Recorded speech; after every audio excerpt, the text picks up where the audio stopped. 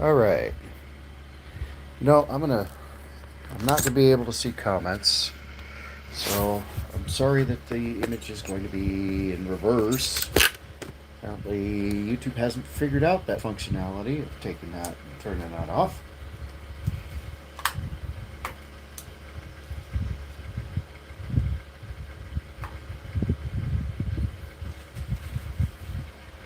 And plug in my phone.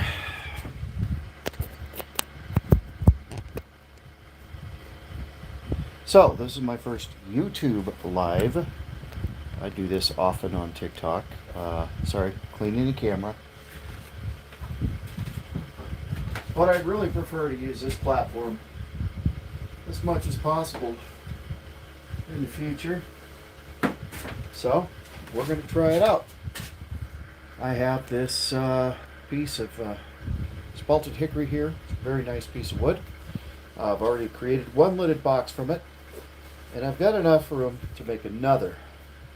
So the first thing I'm going to do is pare this down, get a tenon on here, and then part this. This will be the lid. It's going to be a short box, about 2.5, 3 inches tall. And I think I'm going to put a finial on this one, 2.5 inches. It'll be a little less once I'm done. I'm going to put a finial on this one. So let's start by getting this tenon set. You'll have to excuse me. I'll probably be messing with the camera, trying for angles and things.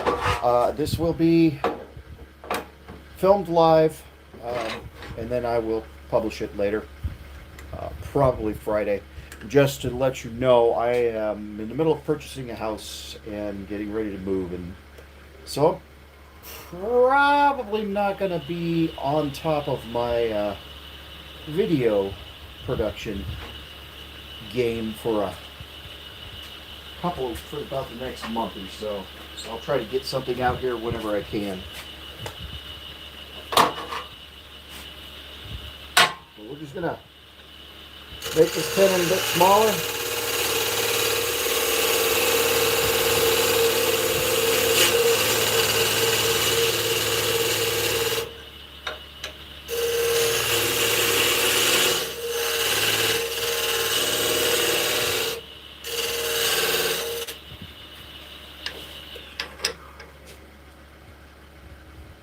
A little bit smaller than that.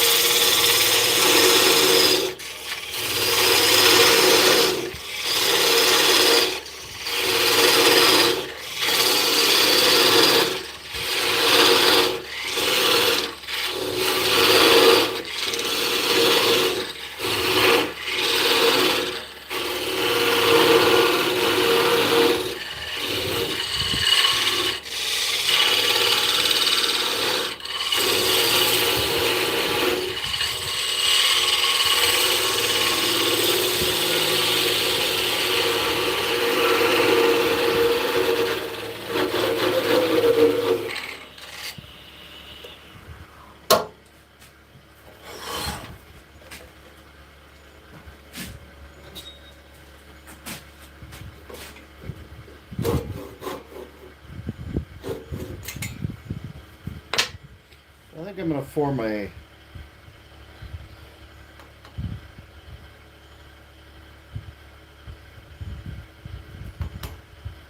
I'm not sure how I'm going to treat that yet. Let's hollow a box form. I'm still working on a design in my head. This little design is not going to be very big. Is really kind of focused around an idea for a style of finial that I have not done yet. So I need to make a little box that's going to support about a 1.5 inch tall finial and be proportionate and have a pleasing shape to it.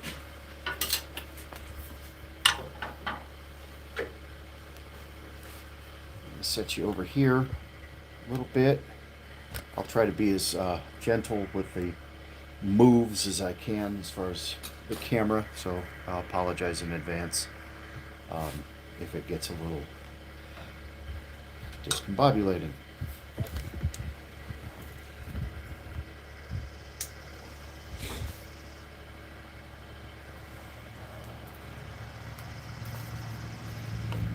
Shuffle my lights around.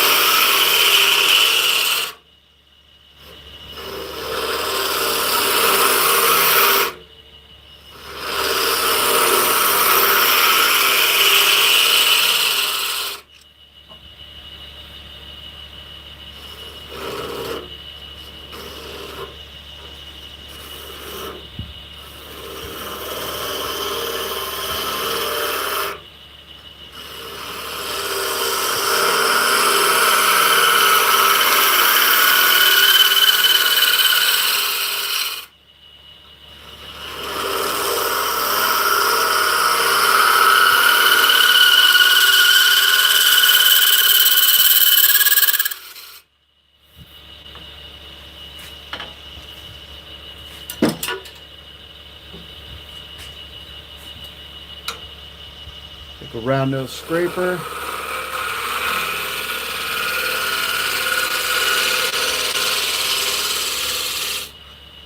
Just negative rake. Got a fresh burr on it. Just kind of clean this. Make sure we don't have any tool marks or ridges in here. There's a little crack, but I think that's okay. Like, this is spalted fairly heavily, so I think I'm going to embrace that. And I don't know that I necessarily need it to be much deeper. I can go a little deeper. Maybe I'll take a little bit more out. I'll just use the scraper. It's working very well, and it's cutting very cleanly. Yeah, it's still a little off. There we go.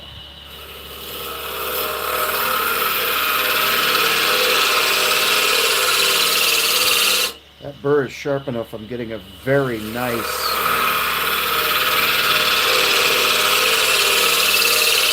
very clean cut from that negative rake sharpening.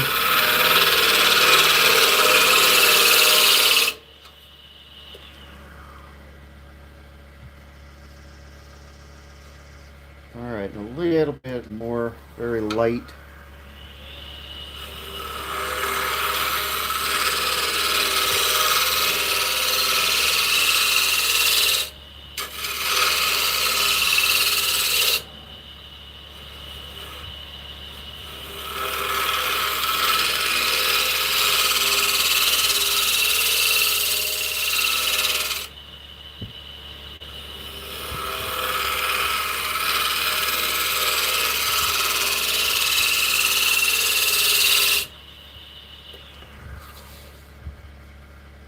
pretty good. Now I'm going to put a recess in here using my parting tool.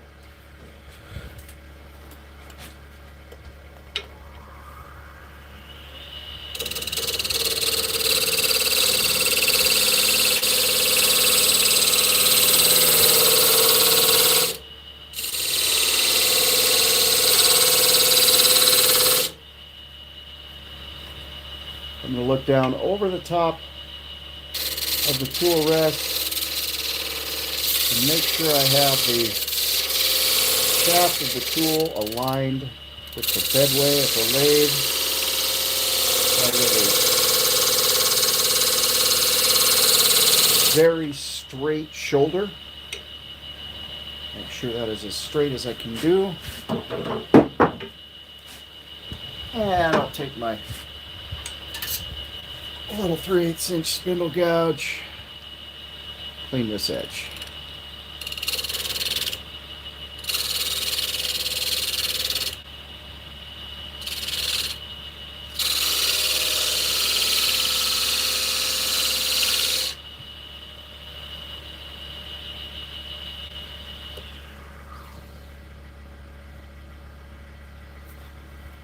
Small degree of tear out there. Try and clean that up. Take another light pass and see if I can't get that tear out taken care of.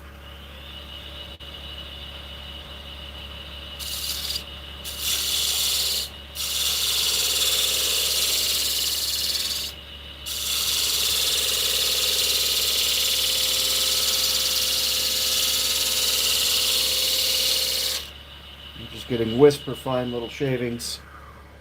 Very, very fine shavings. And that did take care of the tear out. I'm feeling pretty good about the depth I have here. I said screw it. Because I don't want to take Friday and Saturday off. That costs me a lot of hours. That's 4 hours of overtime. So if they do have it Friday night, I'll just leave work. And if they have it Saturday, I'll just take Saturday off. Oh, you were working today to alternate for... Oh. But that just seems kind of dumb to split my days like that and then take Friday and Saturday, because Fridays and Saturdays is when I stay till 11. Okay, well after Sis leaves for work, I'll move the truck and then we can move the van. I just have to juggle vehicles because of the shape of the driveway. So. It's gonna get nasty. I know, the weather's getting really gross.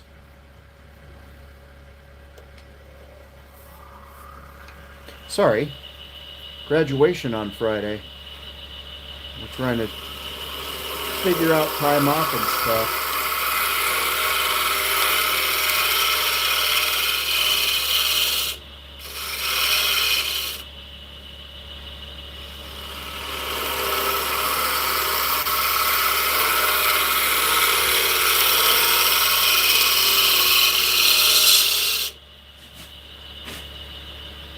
All right, I'm going to scrape that again. I decided I wanted it a little bit bigger, a little bit deeper. Not much. It's not a very large piece. It'll be a nice, delicate little box, hopefully, if I pull it off.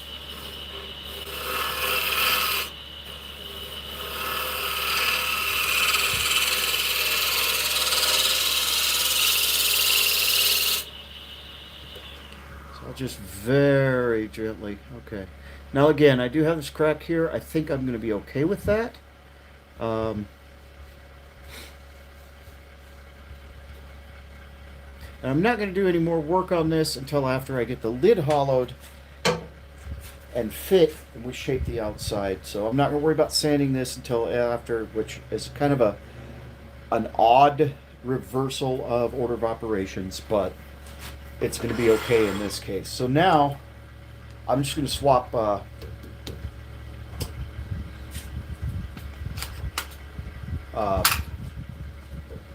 going to swap chucks.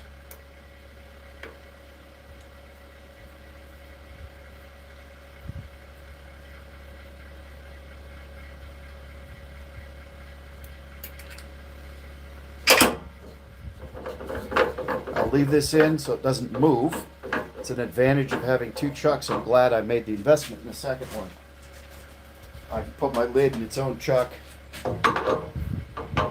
and I don't have to try and make sure I reposition the body in the same place. I don't have to fight with all of that. I've got a very good, I like this. It just lets me not have to deal with that challenge, so it's pretty exciting. So we got this lid, and we're only worried, we're going to clean out the inside. I'm not worried about outside shape yet, but what I do need to worry about is making sure that I have a good jam. Because that's how I'm going to shape the outside of the box, is through the with the lid jammed so that the lid and the box are continuous. And then I'm going to do the finial while I have that jam. I'm going to set myself up for the finial, drill a hole, make sure that I'm going to be able to seat my finial, make sure that my finial is going to be proportionate to the lid, but I have to get that overall outside shape before I do that. So, 3/8 inch spindle gouge, sharpened the way Marc Soleil does, with a convex back, so that I can get a good slice. And I'm just going to touch it up with a 600 grit diamond stone that I keep sitting on top of the lathe.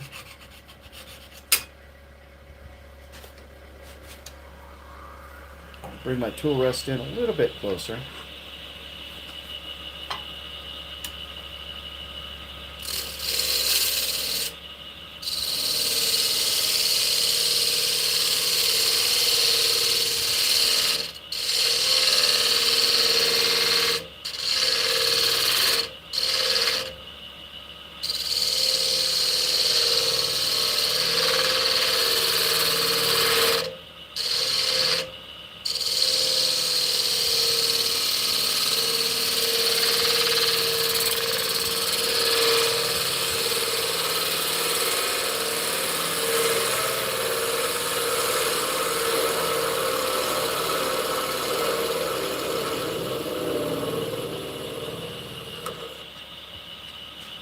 Okay.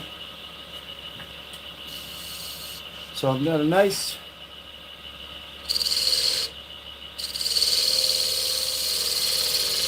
clean surface here.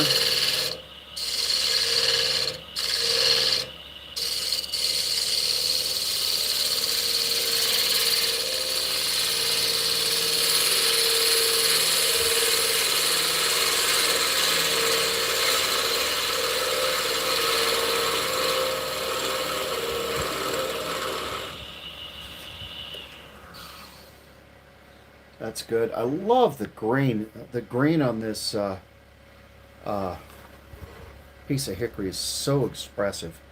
I'm not sure how well you can see that. There you go. Get you a little better view. Look at how it's just brilliant. I just love this grain. It's just got so much going on.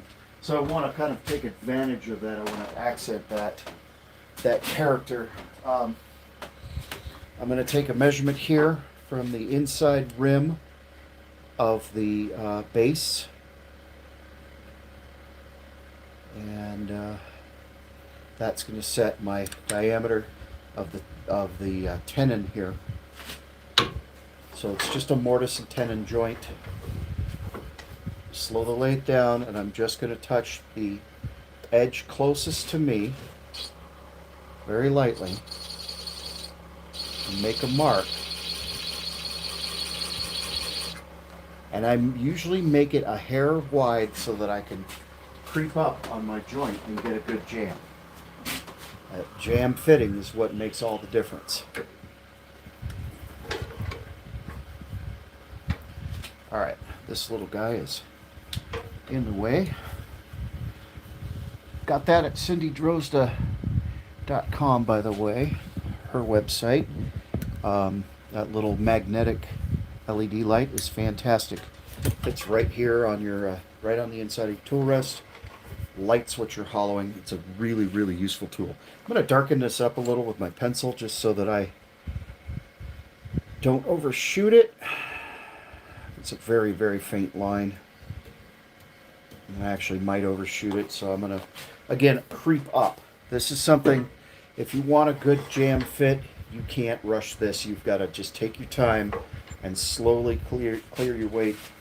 There's a couple different ways you can do it. A lot of people use a parting tool. I like to use a skew in a peeling cut.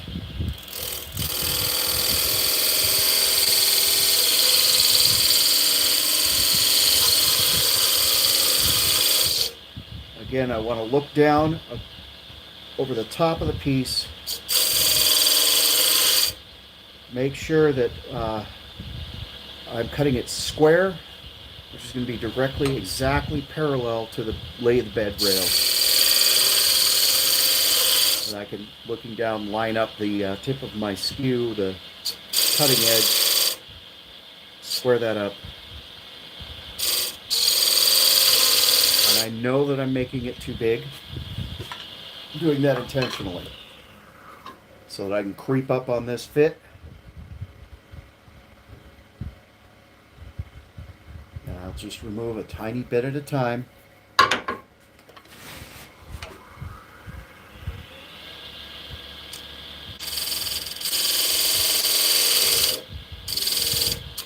I could actually use it as a negative rake scraper just by raising the handle and presenting the tool in a flat face. Double check my alignment has to be straight, has to be directly parallel to the lathe bed. Okay, we're getting there, we're closer. Again, I drew my line proud. I drew it too big so that I wouldn't overshoot it, and I could slowly creep up on the appropriate diameter. So you can see once that blade angle bites, it removes a lot of wood very quickly. So I don't want to, for a good tight jam fit, I really don't want to overextend that. I really don't want to push that too hard. I'm very close now. So I'm going to use the skew in a negative rake scraper orientation. Just remove a tiny bit at a time. This is a very crucial fitting stage, and it's worth taking your time and not rushing.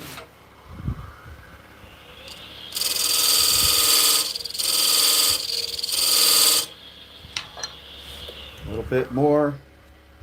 And you'll see that I eventually, as I'm creeping up on it, I will eventually remove my pencil line, which was my scribe line. I'll get there.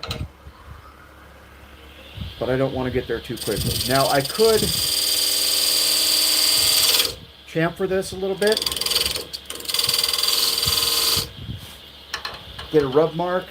I could do that. I could do it that way. I'm not opposed to doing it that way, but I don't have a lot of shoulder here to work with. I'm trying to take as little out as possible. So, although this is more time consuming to do it this way, because I have such a narrow shoulder, a thin tenon, I want to just do it a little bit slower.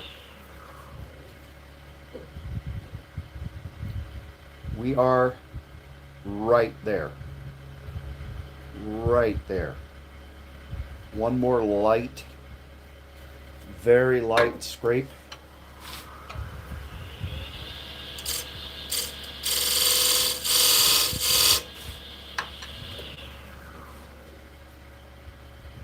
And I'm lining up my grain. That'll help ensure the fit. Oh, I have to take a little tiny bit, just a touch. There's so little I have to take off. At this point, I could opt to use sandpaper. That's how little I need to take off. I just need to shave a little bit. I'm not going to, because that'll take even longer, and this is the slow way to do it. So I'm going to give it a little bit more. Very gentle. And I'm going to flatten this surface a bit. There's a little bit of a chamfer to that surface.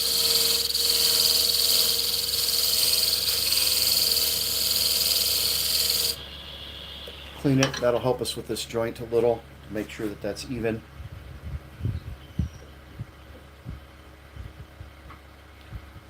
Ooh.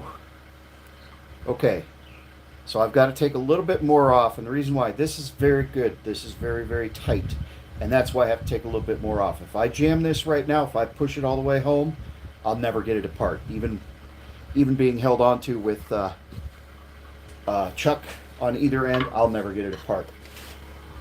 I need a good tight fit, but what I don't need is to turn it into one piece again.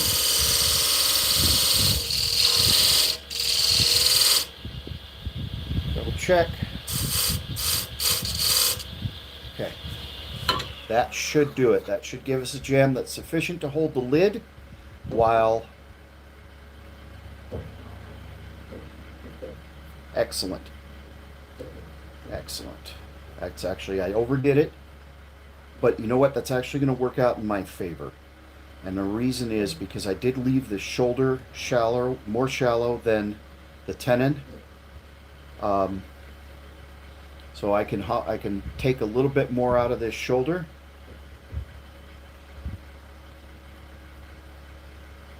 That's going to work for what I'm making. That will work. I don't want a really hard friction fit.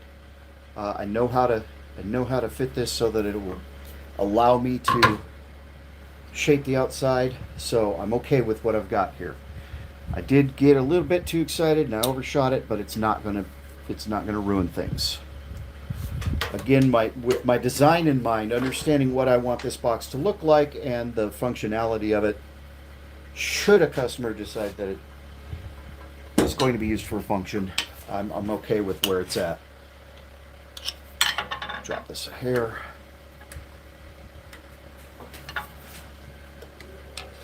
All right, so just want to hollow our lid.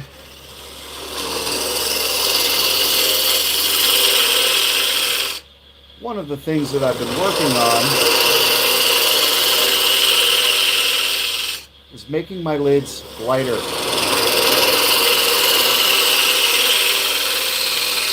I have a tendency to worry that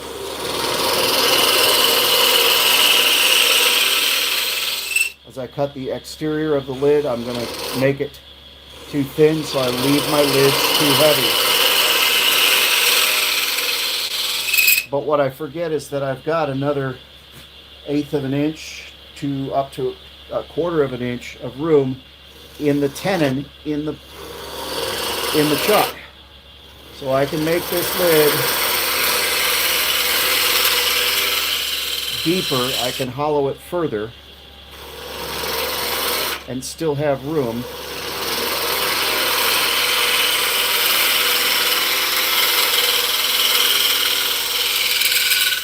and have a lighter, more airy lid. So let's see if we can make that a reality.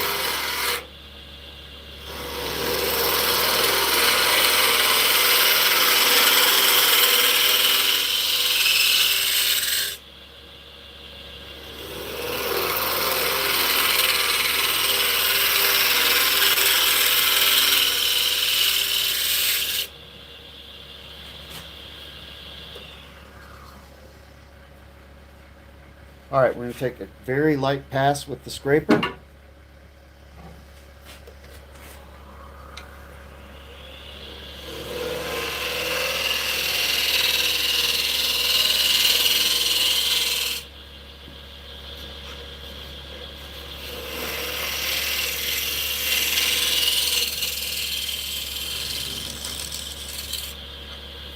I need to get into that corner.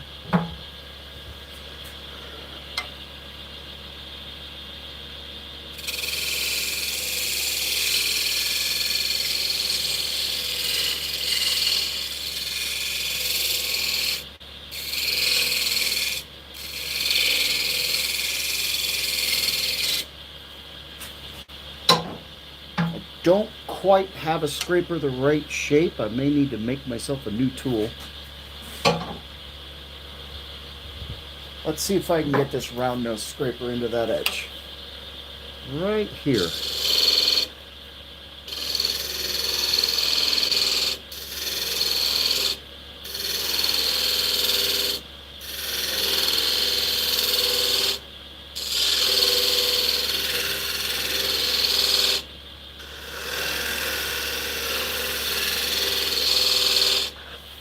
don't really have a tool that has the right shape or the right radius right there.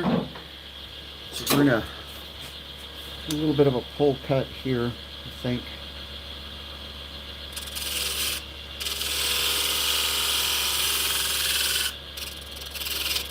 Very, very light. A good finishing cut here.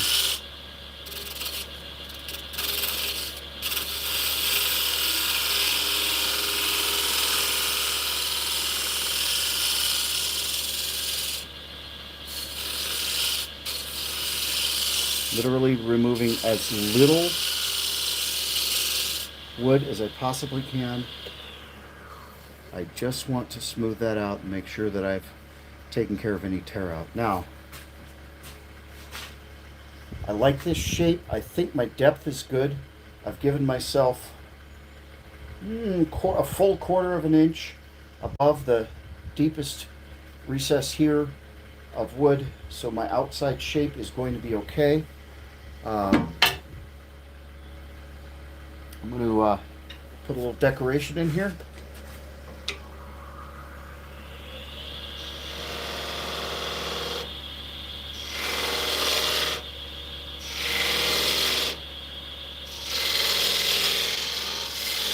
There we go. Not only does that serve as decoration, that's actually my signature. It's the letter J in Morse code, which is dot dash dash dash, or thin, thick, thick, thick. Okay, we'll sand this to 320 grit. It's very, very nice surface, so I'm gonna have to start at 220. It's just really a very good, clean surface. I have been working really hard, working with Mark Soleil, and doing a lot of studying, watching turners of note, and learned a lot about the combination use of the 3/8 inch spindle gouge and a negative rake scraper, and I think I've come up with a method of slicing combined with a very, very fine and very light scraping that gives me an incredibly desirable and quite beautiful finish. It requires very little sanding to have a clean, super nice result, and I'm very, very happy with what I'm getting here. It's just a matter of dialing in the technique and, like I said, taking extremely light passes. Let's see if I can get one of these little threads. This is a very, very fine little thread here. It's so fine, it's a whisper. It is just a whisper. Okay, so that's 220 grit, and that's buttery smooth right there. I'm going to hit this with some denatured alcohol to raise the grain and clean the grit, and then I'll sand it with 320. Actually, might take this up to 400. I'm going to stop at 400 though. This is getting an oil finish. It's going to get tongue honey from Brad's Workbench is the finish, and which is a very, very nice finish, and then it'll ultimately end up being polished with carnauba wax. Oh yeah. So this raises the grain, it cleans the grit from the prior sandpaper grit. So I'm gonna hit this with 320 now. And the reason I like to use rubbing alcohol as opposed to water to do this is the rubbing alcohol evaporates and dries almost immediately, whereas with water, we're live and we have to wait 10 or 15 minutes for it to dry, which is just not conducive to, it's just not time, it's not a very a good use of time, especially when we're live.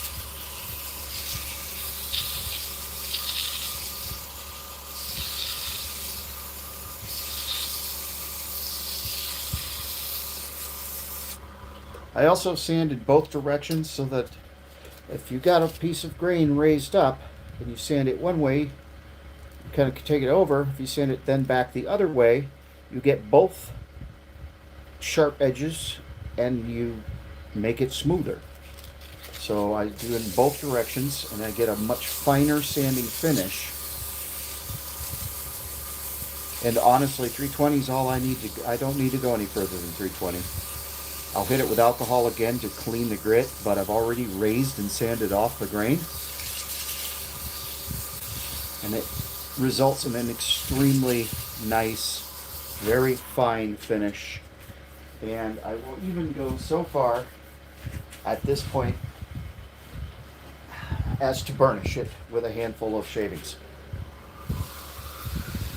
And actually, I don't need to use alcohol since I'm burnishing. This will actually take the grit off too. So if we turn the fill light back in here, bring that back up, you can see this is a very nice finish. It's got a little bit of sheen to it even. That's a nice semi-gloss finish right there. 2 grits of sandpaper and a handful of sawdust. And that is a nice, nice polish. Okay, so I'm going to leave it on the, I'm not going to leave it on the chuck. That's the inside of the lid done, with the exception of putting the tongue honey on it, or just straight tongue oil if I wanted. But look at that. You can see there's a semi-gloss sheen to it. That's a good finish. Hickory finishes beautifully. Hickory is a beautiful wood. All right, we're going to pull this chuck off, and I just jammed it again. Remember I said wood moves? I just stuck it on again, and it's actually jamming.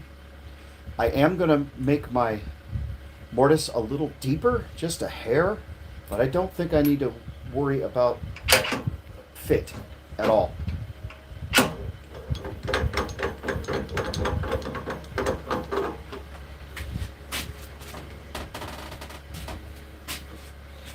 I do need to make the shoulder a hair deeper. And ultimately, this will not be a friction fit lid. I don't want it to be. And I know that makes some wood turners' toes curl, but here's my explanation of why it's not going to be a friction fit pops every time you pull it off lid. Wood turners want to hear that pop. Wood turners judge a piece by that pop. That pop. But customers want to be able to reach over and just lift the lid off of their piece. So like I said, I've got at least 1/4 of an inch here. I've got good thickness, so I can really work on my shape. I have a decent, I removed almost 1/4 inch of material, but I have decent grain pattern here. My grain match is not terrible. It will never be perfect because I did remove material, but I have a good grain match. But I need to take this shoulder down a little, make it a little bit deeper, so that friction fit does hold while I shape the outside of the box.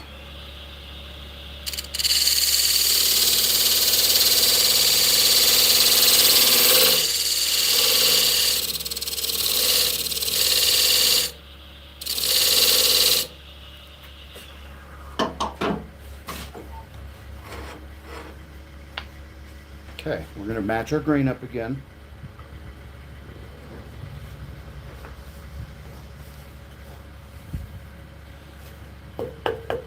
That's pretty good. That's pretty good. Now, I'm going to bring up my tailstock.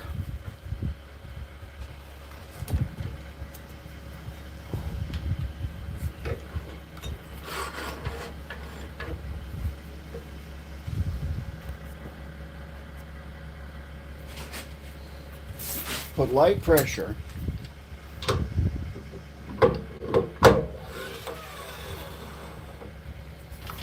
don't want too much, but I want a little bit of pressure. I'll move the camera in just a second.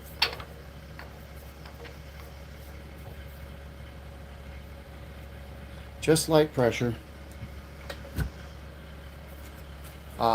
Just so that this lid doesn't move while I'm turning the outside and peeling away layers here.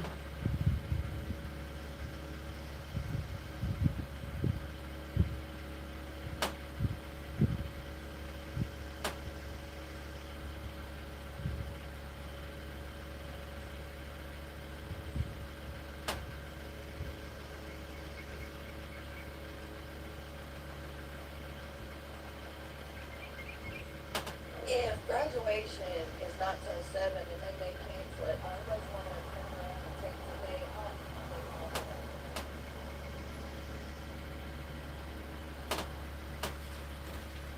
Okay. So I'm going to go back to the regular grind, I guess I would call it, of the 3/8 inch spindle gouge. I've got a steep grind, a very steep angle. It's a little bit more than 60 degrees here for hollowing, coming from the inside out. And then I've got this more of a standard grind for outside turning. And the reason is just simply so that so that I'm not reshaping this every time I change uses and losing that much more metal. Mark and I in discussion, he told me, he passed on to me that one of the things he does is he has one tool for each use.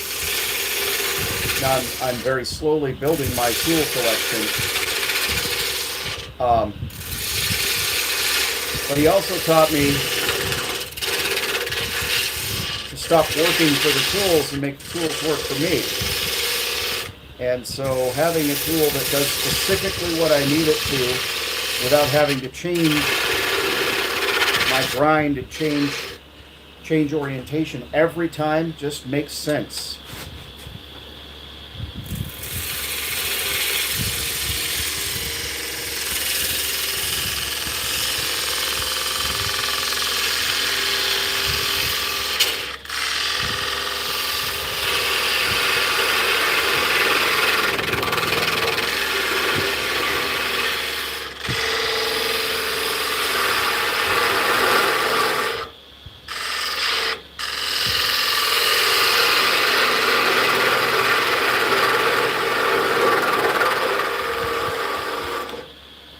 Okay, so what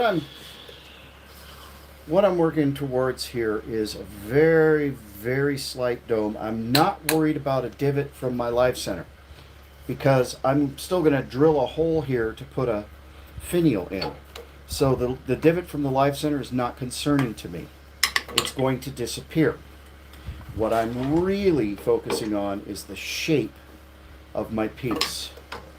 The shape of this lid, kind of the dome or the arch of this lid.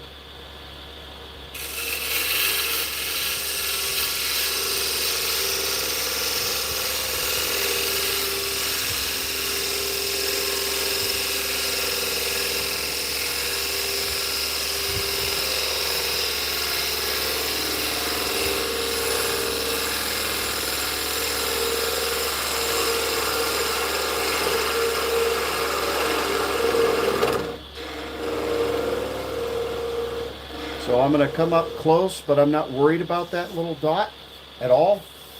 It's going to get drilled away. I'm going to use at least a 3/8 inch drill bit and possibly a little bit wider, so that's okay.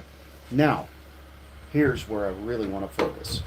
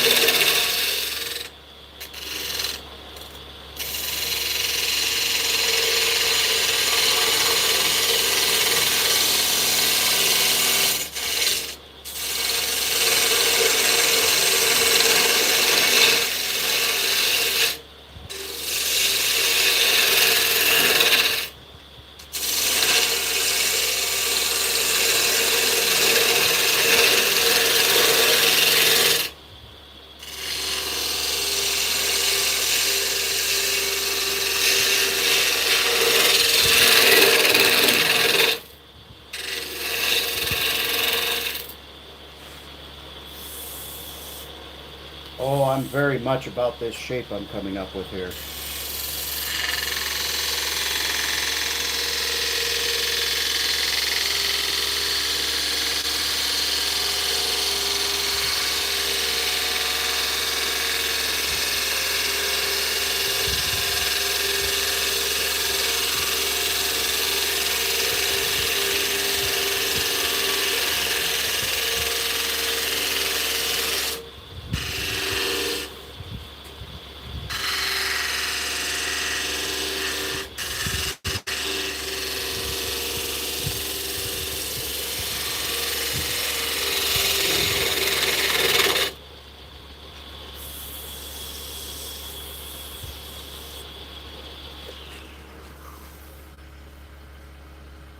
I'm very much liking this.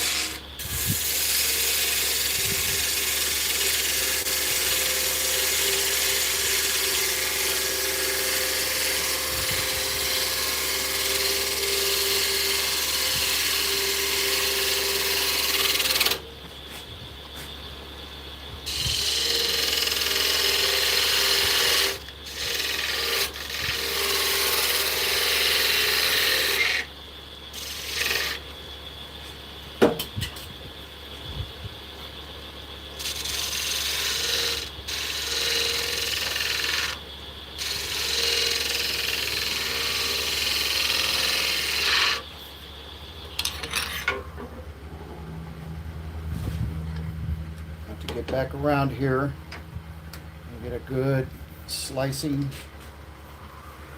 cut, a good finishing cut here.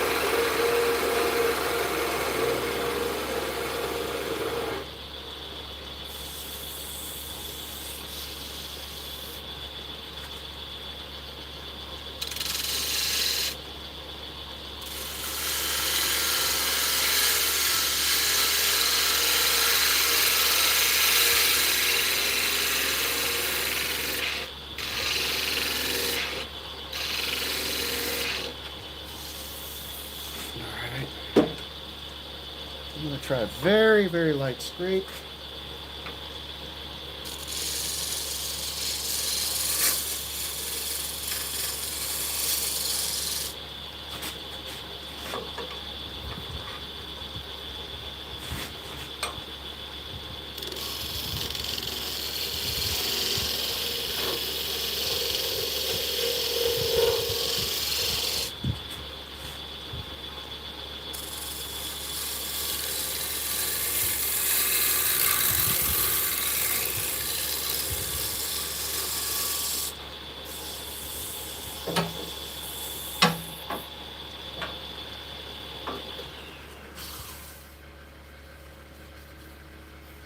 That is not bad at all.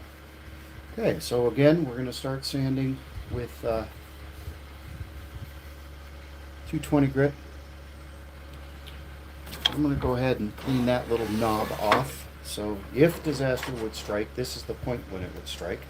But I think I'm pretty confident, as long as I'm taking very light cuts,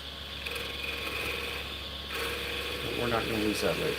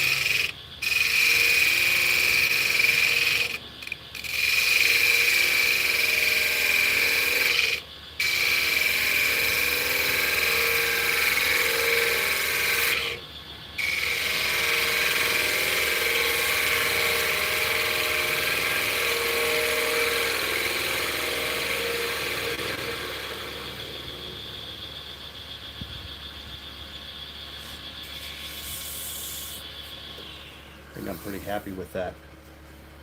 I have a little bit of tool mark on there, but it's going to sand completely off immediately. It's not even going to, never even going to know it's there. I've got a good jam.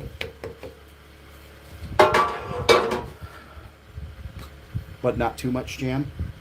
Perfect. I am happy with my grain match. It's not ever going to be exact, simply because I took out a section in the middle, parting the lid, but it is very, very close, very, very attractive in this little box. I like my shape. My outside is good. My thickness is good, about 1/8 of an inch. And it's consistent, which I really like. I can't tell you how pleased I am with this silly this is a piece of firewood that was given to me by a friend. But man, the pieces I'm getting off, I've got enough for 2 more lidded boxes of this piece of hickory, and I couldn't be happier with this piece of wood. I need to get my hands on more hickory. And wow, just with 220 grit sandpaper, holy cow, how nicely hickory sands and smooths. Unbelievable how nice this feels immediately with just one application of sandpaper in one direction at one grit. Fabulous. Hickory is a very pleasurable wood to work.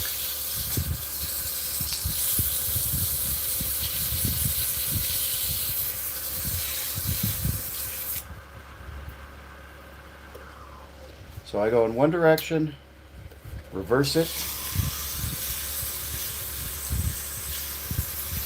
Again, so I get both sides of the grain, both edges, all the sharp parts, if you will. And I think I'm going to put a burn in this, where this lid separates. So, give me just a second here.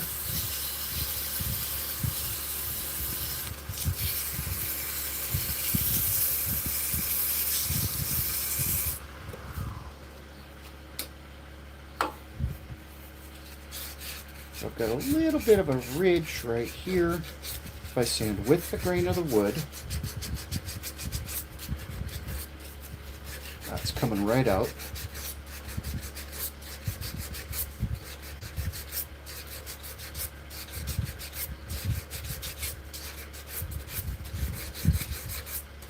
Yeah, that's gone. And that's in response. Tool bounces a little bit.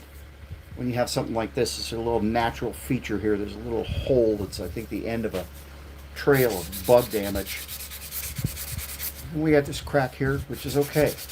It's not jeopardizing the piece. This is fully dry. It's just characterization now. It's just character. Okay, so I'm going to burn this crease. One of the ways that I found to do it that is very safe, rather than using a wire, is to use a chip of wood. This is just friction application.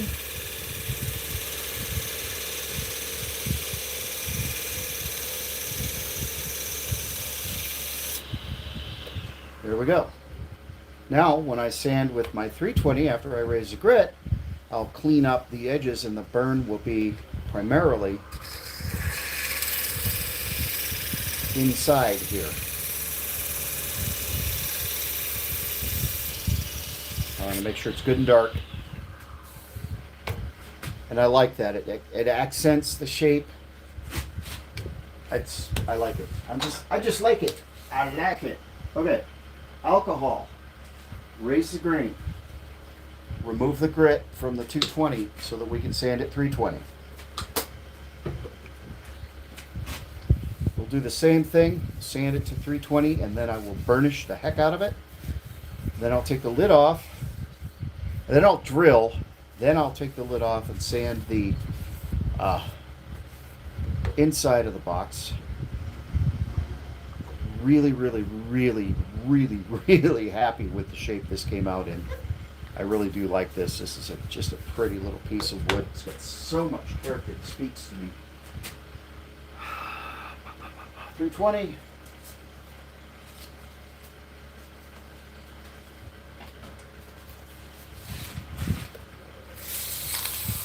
Clean that edge up there.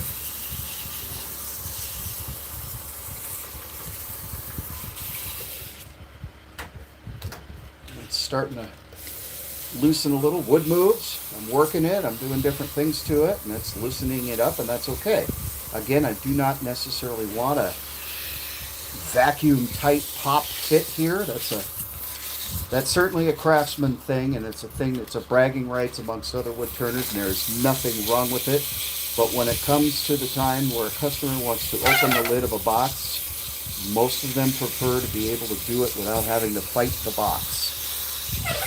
That's the only reason that I don't insist on that super tight pop every time, is because what does the customer need? And they don't always want an exhibition of your wood turning prowess. They want a usable piece of artwork.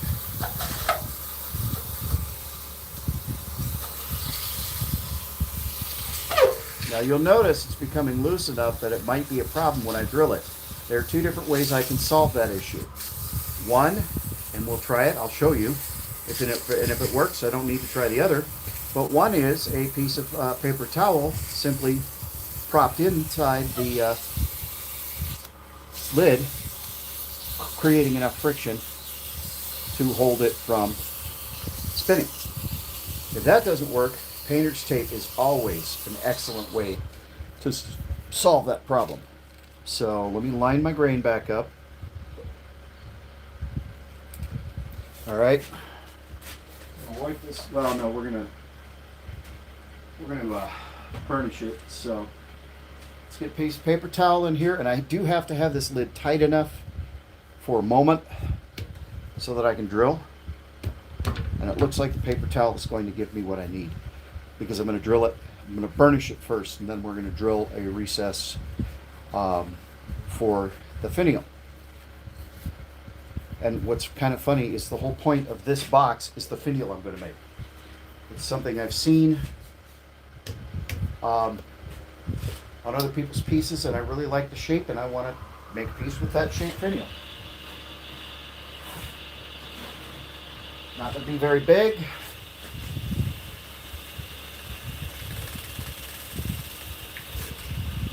Get a nice burnish here.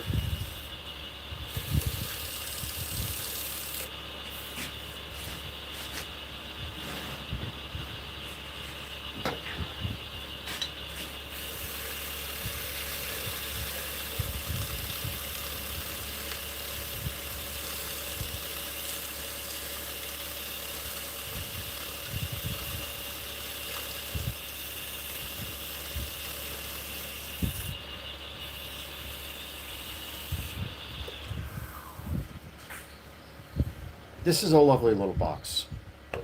Just like its counterpart on the other end, it's just a pretty little piece of wood. I quite like it.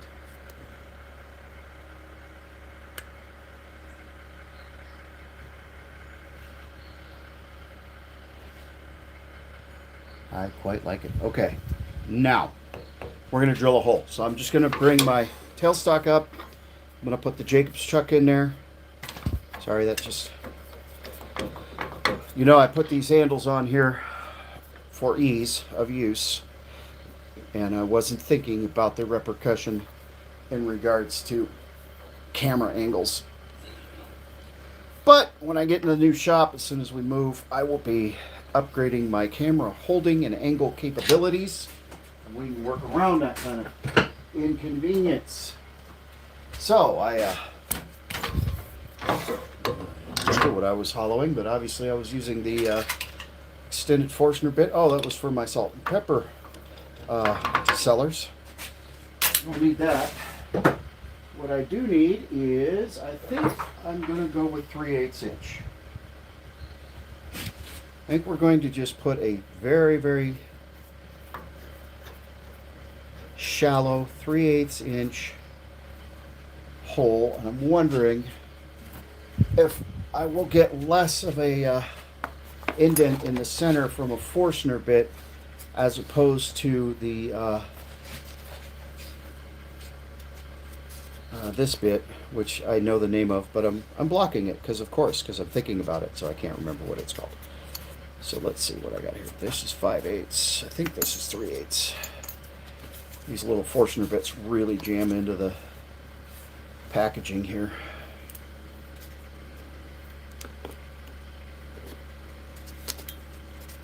Okay, well that is definitely much shallower, but that is a 1/4, and I think I want 3/8 for my tenon on my finial. Wow, I have two 1/4s. Interesting. That's 5/8. This has to be 3/8. There it is, 3/8 inch. Proportionately, yeah, 3/8 is going to look better.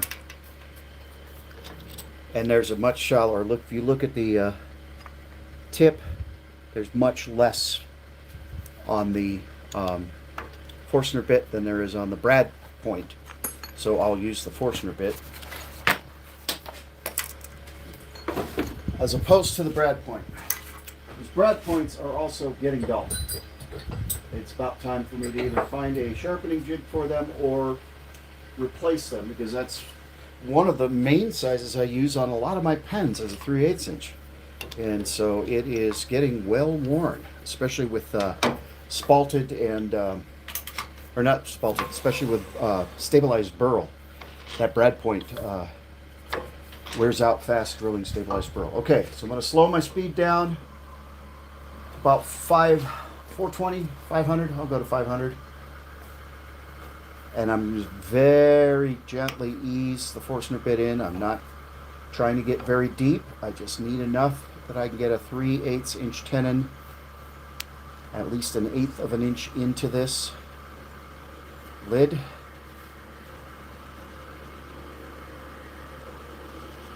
And my finial's only going to be 1 inch tall. It's not going to be very big. It's not so much about how tall the finial is about what the finial looks like. Inch, 1.5 inches. I have to maintain proportion with the rest of the box, obviously. Okay, so I'm not very deep in there, but I'm going to pull this bit out, and I'm going to use my parting tool to make that even. Again, what I'm aiming for here is just deep enough to seat the tenon on my finial without passing through the depth of the lid. And a little bit, my tool rest is a hair low, which is okay. I just want to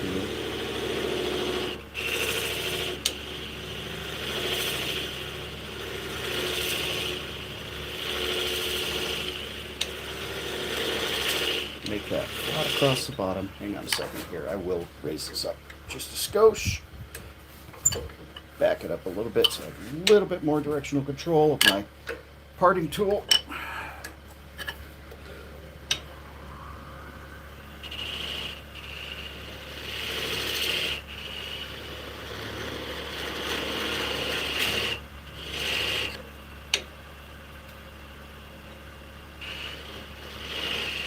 So the central divot is still a little deep. It does not pass all the way through.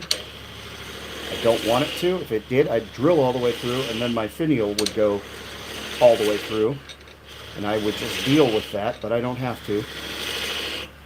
I'm deep enough that I can get a good seat with my wood glue. Yep, that's going to be just fine. So here we have the box, body and lid. The the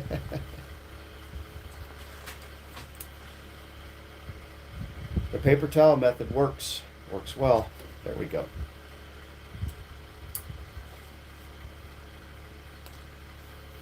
And again, I don't need a good, wood turner's friction fit pop. I'm not looking for that here. Not at all. I want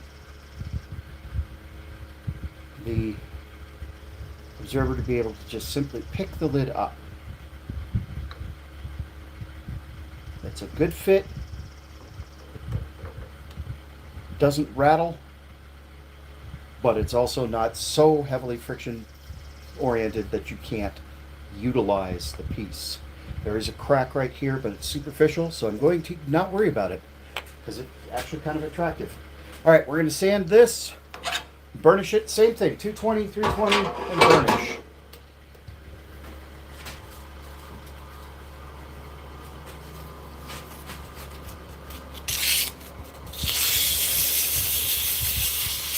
So if you're still with me, if you're one of my YouTube followers, I am publishing this video on Friday. I'm turning this on Tuesday. It's the first time I've ever tried this, so if you're hanging with me, if you're still with me at 1:09, an hour and 9 minutes into this piece, first of all, thank you. I really appreciate that what I'm doing is of a suitable amount of interest to you, that you would watch it for more than an hour. Second, please drop a comment. Let me know you're still with me. And maybe you can convince me to give away this particular box if I'm not absolutely in love with it and not willing to part with it, which has been known to happen. All right, so 220 in each direction. And already this, I'm telling you, Hickory finishes so nicely. That is already just a super smooth, super nice inside finish there. But we're going to clean it with the alcohol, raise the grain, and then sand that back down with 320 and then burnish the inside just like we did with the lid and with the exterior of the box. Then all we have left is a jam chuck to reverse it and clean the bottom off. But I might not do that. I might have enough room I can do it something a little bit different.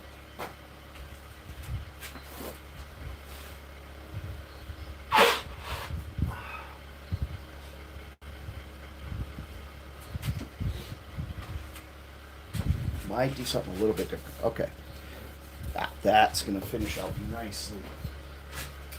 So back to the 320. And these pieces of sandpaper have had it. They're good for one more piece, and that's fine. Make sure we get that edge very lightly, and I'm not touching my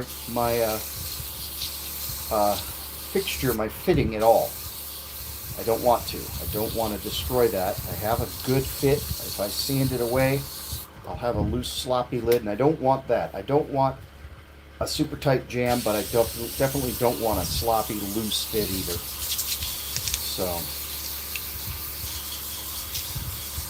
okay, so in this time, instead of with the alcohol, I will simply use the burnish to clean out the grit.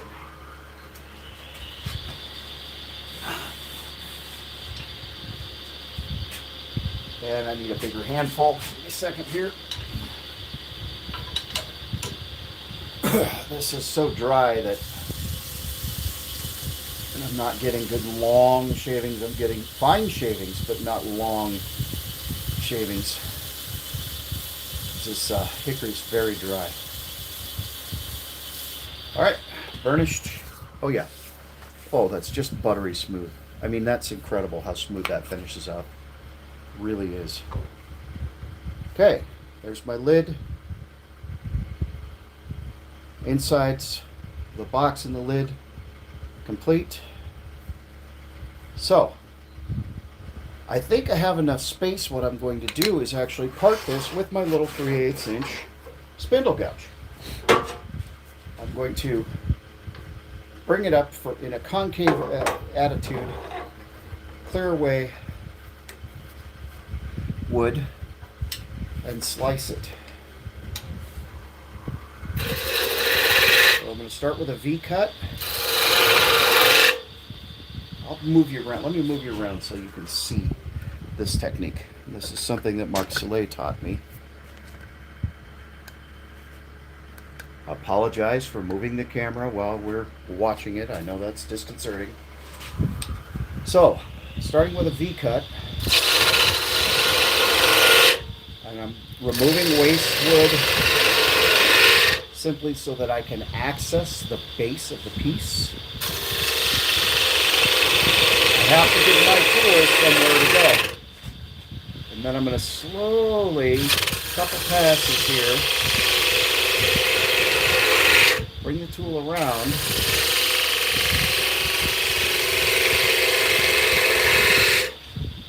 So that I can get a concave. And that's part of the things. That's why we keep turning and learning.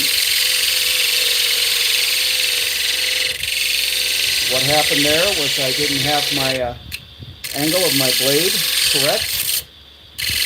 So it got a screw back on me. That is a form of a catch.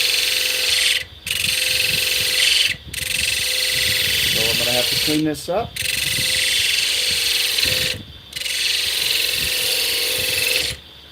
Resand it.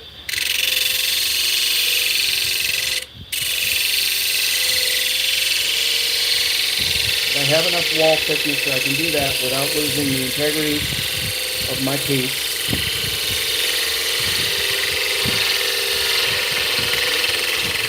Let's get my tool all the way around so I can start my concave cut here.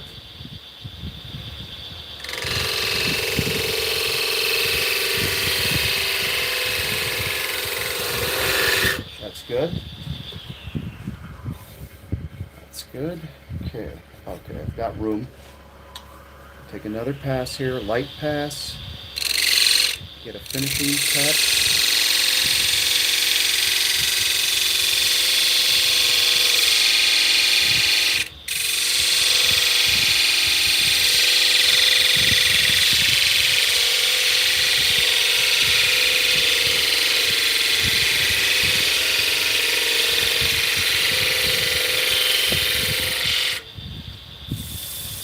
Okay, I've got a nice cut on this outside edge, so I'm going to sand it very quickly. It's not going to take much.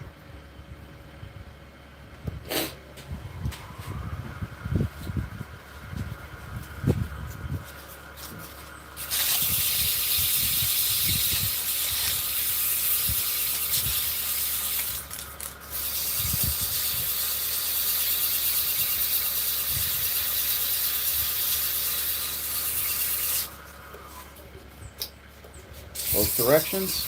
Again, I'm still using the same techniques. Even though I screwed it up and I am fixing it, I'm still going to pay the same attention to detail because I really like this shape.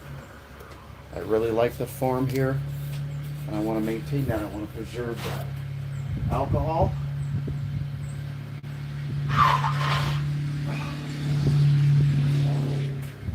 My allergy medicine is failing.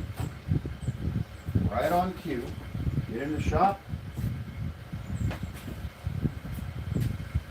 Sinuses start to clog. Okay. Alcohol, raise the grain. We'll hit it at 320 and then burnish it. And actually that might have been beneficial because it removed some of the cracked material, which still is superficial. It doesn't go all the way through, so I'm not really worried about it. This is not a high impact, carry around in the purse kind of a piece. This is much more of a display piece. But, the customer's going to do whatever a customer's going to do with it, so. All right, 320. We already had the lathe in reverse, so we'll start on the reverse pass.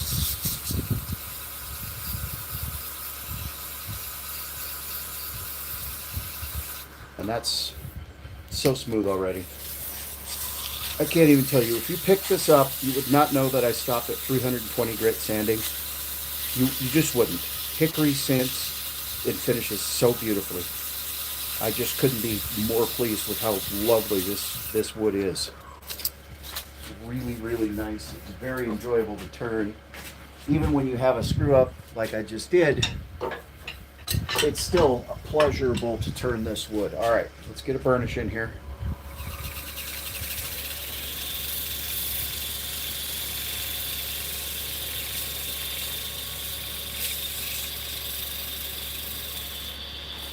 Here we go. Double check. We still are right on track. Shape is still fine. I preserved the shape. I love this. I don't know why this shape is so appealing to me today. It just is. Okay, so I'm going to switch to the parting tool, and I know that Mark Soleil would be shaking his finger at me and saying don't ever do that with a parting tool, but I am. But I'm going to stop short so that I do not score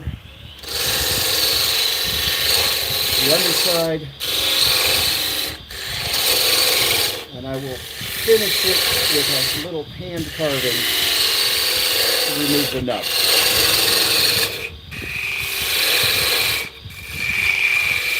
And we will do some hand sanding.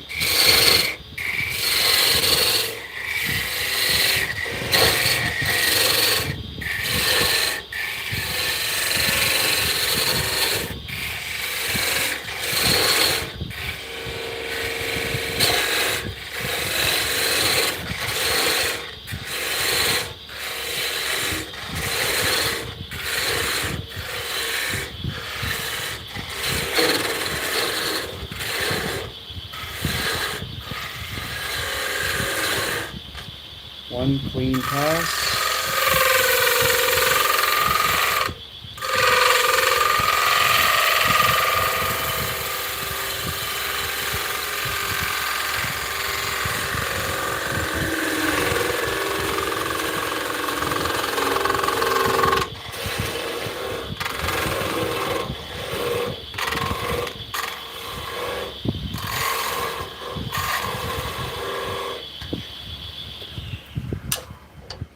I will simply snap that. Like I said, I will finish this with a hand carving the nub off. I'll just cut that off and then hand sand this base. But the real point of this beautiful little box is the finial we're about to make. So let's get to the finial, because that's really why I'm here. Because I wanted to get my finial on today. Now this finial is, well, let's see what I have sitting on the bench here.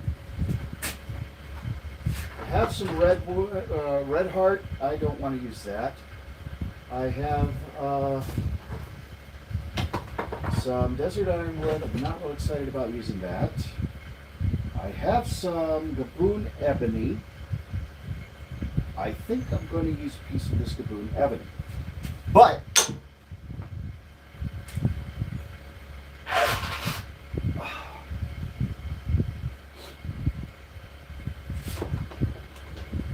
I have a shorter piece of the Gaboon ebony. So I'm not putting this big long thing here when I only need an inch and a half of it. I have this little piece of ebony that was given to me, and it's got some purple resin filling a crack. That's going to be a very beautiful little finial and probably turn the resin away. So I got to change the jaws. So I apologize. This is process, folks. This is real life wood turning. I've been thinking this design through. I knew what shape I wanted, and I'm creating this from a raw piece of wood. Well, it was round, but I'm creating this completely from nothing. So this is the process. This is what it looks like. This is the time it takes to make a piece from scratch, from the beginning.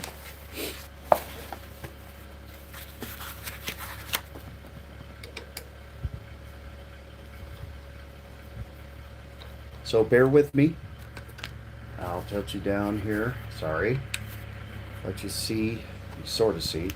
It's not a very good angle. This is an investment I made for $3.85 at Harbor Freight. Magnetic dishes, parts dish. Listen, if you ever deal with little screws, little parts, little carving bits, this is an invaluable investment.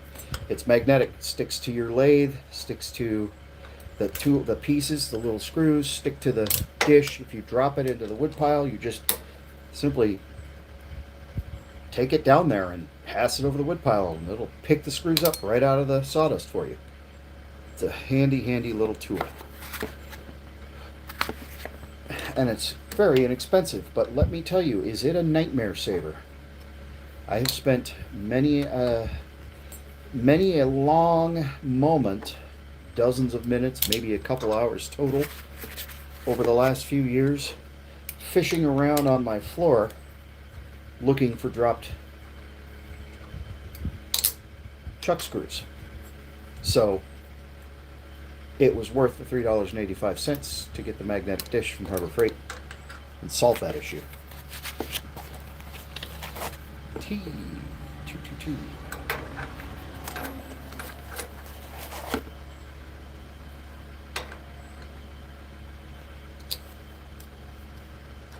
And I keep, you can see I keep, well, I don't know if you can see it or not. Can't really see it, but I keep bits for my Dremel in there. I keep my little screw things in there.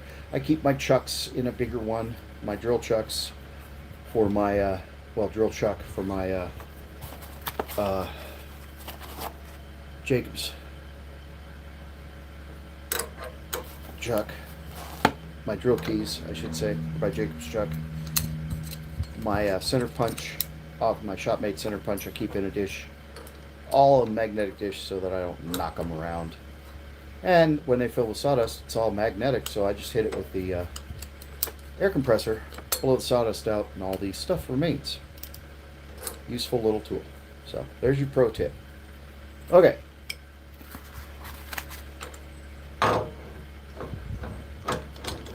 Pin jaws. Not 10 jaws, these are pin jaws.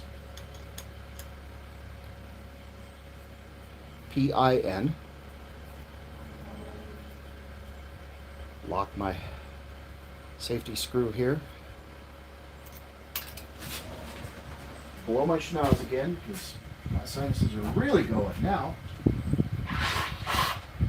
Forgive me. Not very becoming to do on a live, but it is what it is.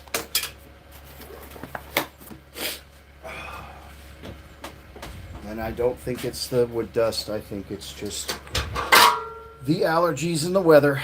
So, like I said, this piece of Gaboon ebony has a crack.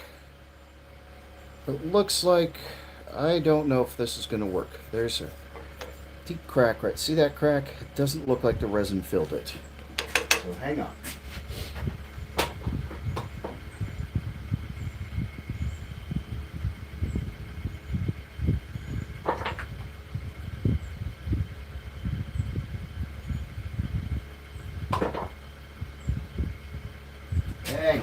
I have a box of pen blanks.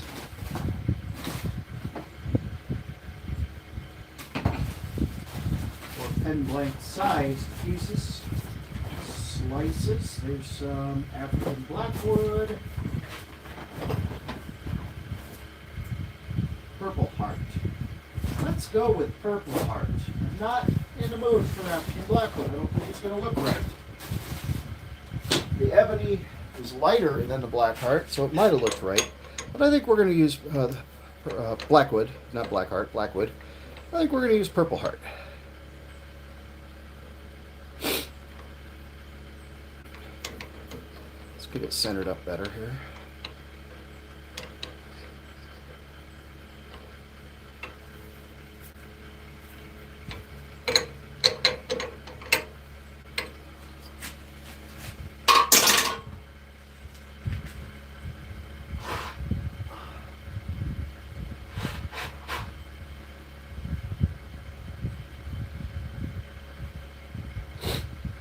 Okay, so I got a piece of Purple Heart.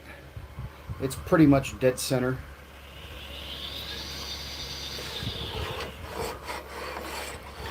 Now, 3/8 is the size of my little mortise here. That's 3/8 of an inch. But I'm going to set my caliper anyway, just so that if there is any variation, I will be able to correct for it. And before I turn it, I'm going to saw the end off of it. You'll see, I'm sure, if you're familiar with wood turning, if you watch a lot of wood turning, I'm sure you've seen a finial like this. It's not an uncommon finial, but it's something I find kind of attractive, so I wanted to do it.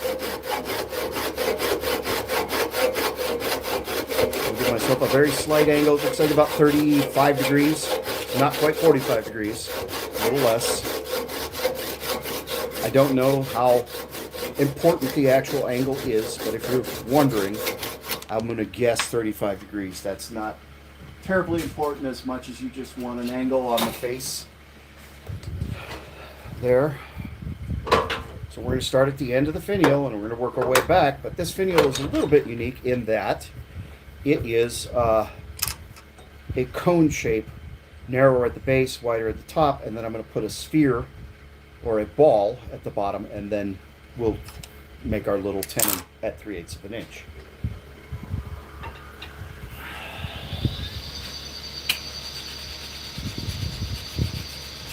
So, very, very lightly, come in.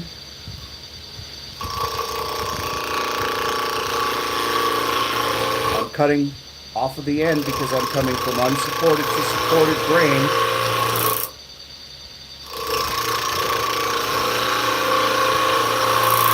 Seems like you'd go the other way because of the angle, but I'm not thinking about the angle, I'm thinking about the grain of the wood.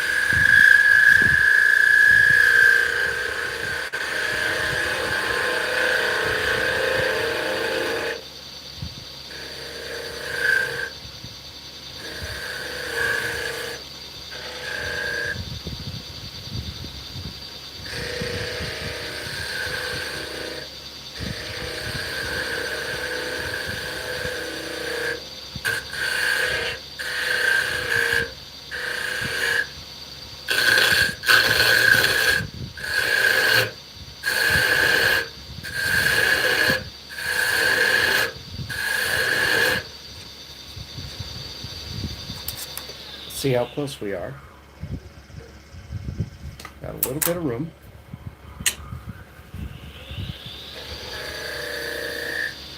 Clean this bead up.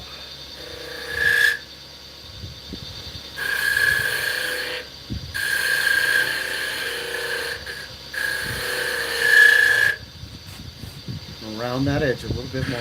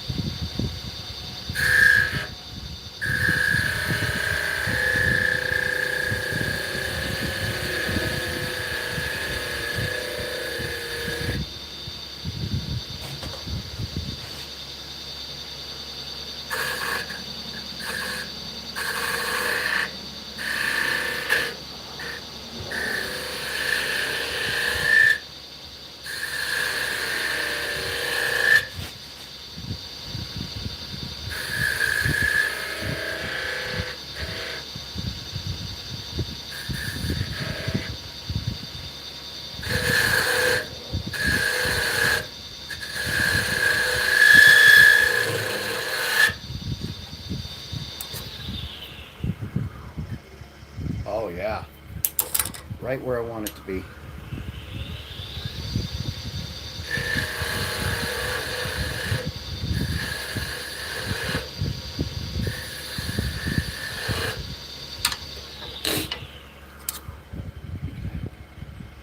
Almost perfect.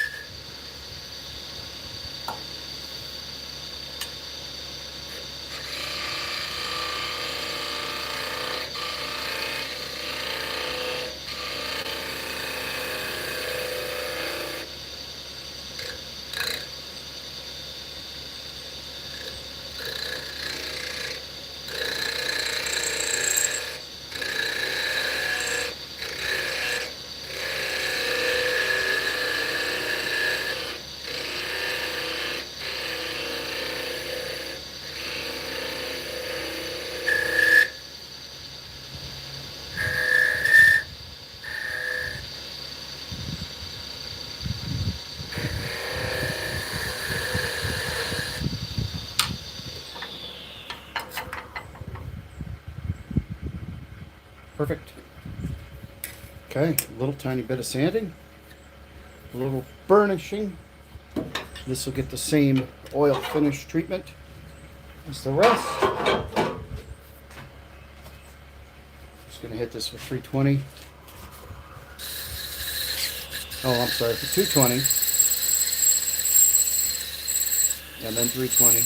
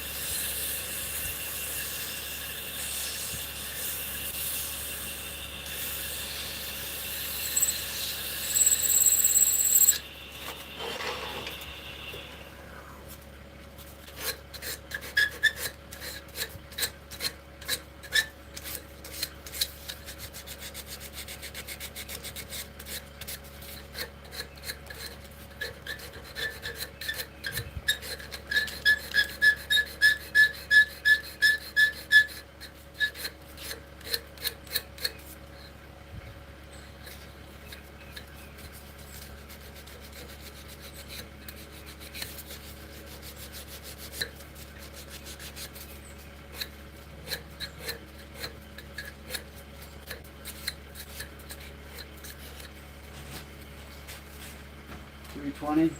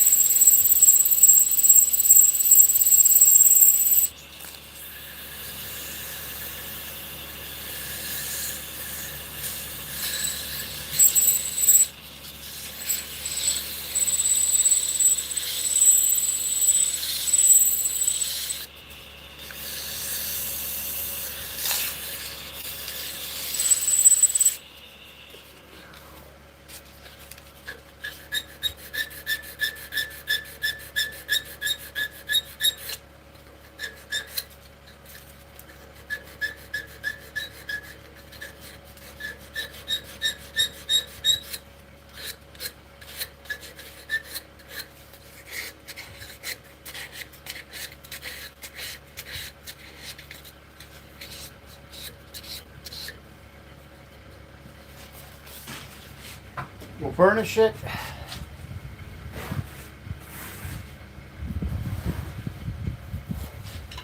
Obviously, I don't have enough purple heart to burnish it with.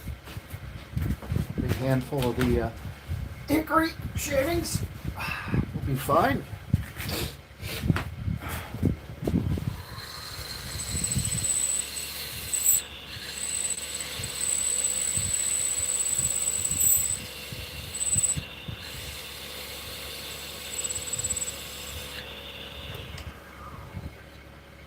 Ah, lovely.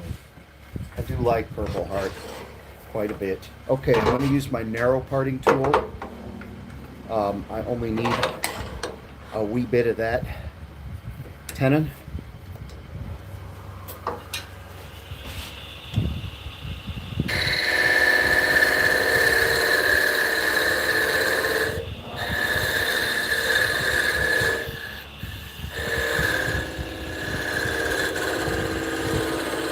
Apologize for blocking your view.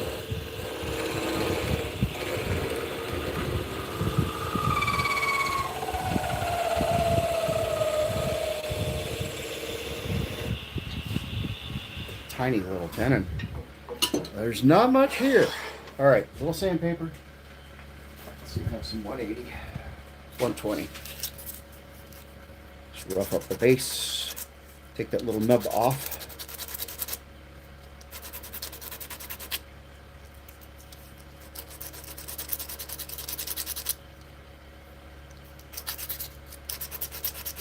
Okay.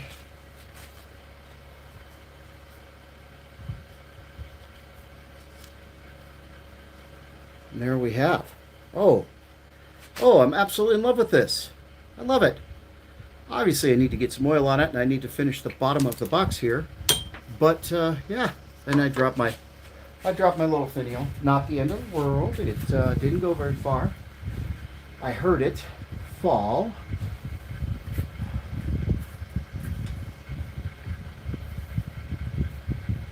Somewhere. Thought I saw it. Oh, there it is. Went the other direction.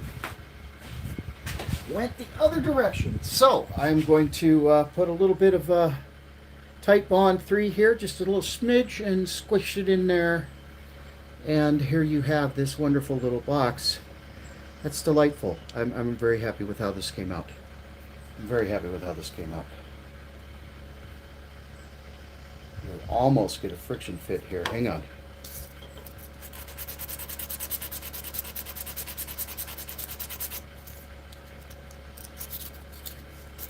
So no fancy editing this week. I apologize, but like I said, we're buying a house and we're getting ready to move. And I'm going to be pretty busy packing my shop up. Oh, yes, yes. Here over the next few weeks. And the house, and getting everything ready to move 20 miles away and unpack. But there you have it. There you have this marvelous little... I'm glad I had this idea. All right, thank you for joining me. Appreciate it, and we'll see you next time.